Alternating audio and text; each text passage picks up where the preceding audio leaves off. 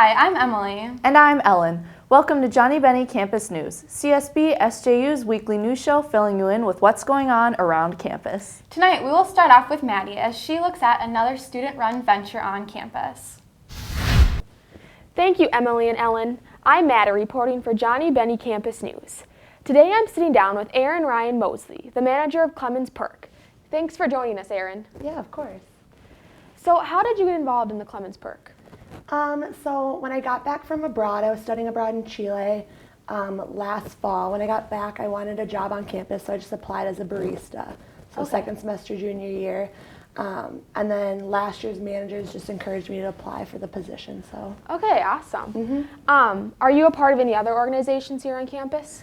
Yep, so I'm the manager at the Perk, and then I'm a part of the St. Ben Senate, so I'm the president of the St. Ben Senate, and then I'm just a student ambassador, so I just give volunteer tours. So we know that there's a contest going on at the Clemens Perk right now. Could you tell us a little bit about that? Yeah, absolutely. So it's really exciting. We've done it for a few years now. It's called Perk Madness, so it's kind of like March Madness, but with the Perk. So we have, right now we're accepting submissions for 64 different drinks, and what that is you can, we have like a sheet with all of our ingredients, and if you want espresso, if you want a hot drink, a cold drink, and any student can fill that out except for baristas. They can't, like our baristas can't, but so you can fill it out, submit it to us, and then the first 64 submissions we have in this like extremely large bracket, and then we just take it week by week. It's pretty busy weeks for our baristas because they have to learn a bunch of new drinks. Okay, cool.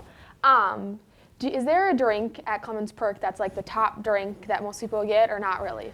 Our Echo and our Link are probably the most popular.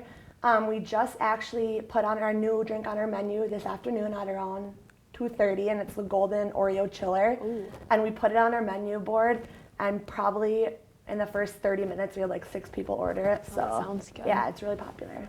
Thank you so much for joining us, Aaron. This was Maddie for JBCN. Now back to you, Emily and Ellen. Thank you, Maddie. Don't forget to stop by the Perk this week and get this week's yummy special. As you've probably noticed, you have been sent an email every morning in regards to the Think About It course. Don't forget to schedule some time out of your day to complete it. This course was constructed to better inform students about alcohol abuse and misuse, sexual misconduct, and sexual assault on our campuses in an effort to decrease the number of these incidences. On a lighter note, congratulations to those of you who have been accepted to your semester study abroad program for the next year. In preparation for her semester abroad in Australia next spring, JBCN's Haley Myron asked students that have previously studied abroad to give advice to those going next year. Let's take a look at what they said. Thanks, Ellen and Emily. I'm Haley Myron reporting for Johnnie Bennie Campus News. Last Thursday, students who applied to study abroad next year were informed if they were accepted into their first choice program.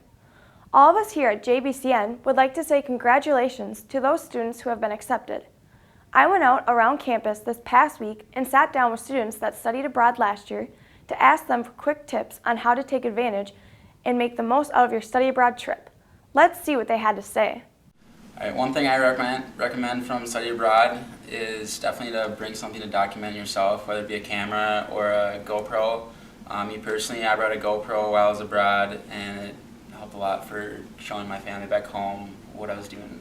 Make friends with the Bennies and Johnnies you're studying abroad with, but also make friends with the locals there, and you'll build lasting relationships. Embrace ambiguity, try new things, and do something that you'd never expect yourself to do back at home. Wow, I'll think of all of their great tips when I'm packing and prepping to go abroad.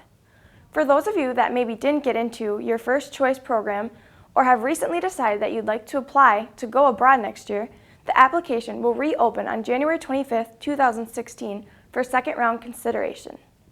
For full consideration in the second round of the selection process, a complete application must be received no later than Tuesday, February 9th, 2016 at noon. Interviews for second round interviews will be held February 10th through the 17th. Good luck to all students applying in this next round. Thanks for tuning in. I'm Haley Myron for Johnnie Bennie Campus News. Back to you, Ellen and Emily.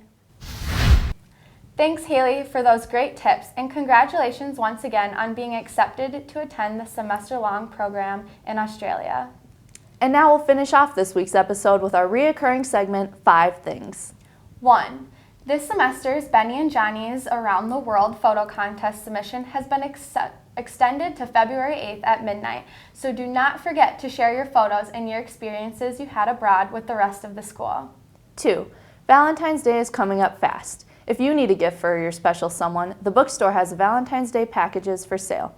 The packages have candy, flowers, or you can create a custom package with any bookstore merchandise.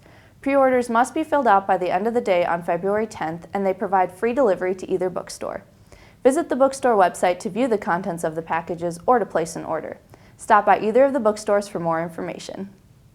3. Still looking for plans this Valentine's Day? Come share a pizza your heart with the sisters. They will be in the dining chapel in the basement of the Sacred Heart Chapel from noon to 3 p.m. 4. The Cut the Current campaign is still taking place this week with the East Apartments in last place and Aurora Hall in first. Don't forget to turn off your lights and unplug your electronics for a chance to win a pizza party for your building. 5. Sledding at St. John's is now easier than ever with the new sledding hill. With sleds available from the OLC and the hill closer to campus than Flynntown, there is no excuse for not trying it out. Walk up to the hill past the Palestra and left towards the university soccer and baseball fields. At the top of the hill, you will see a road to the left and 2 open gates. The top of the sledding hill is just past those gates on your right-hand side. That's all for tonight's show. Thanks for tuning in. I'm Ellen. And I'm Emily. See you next week, Bennies and Johnnies.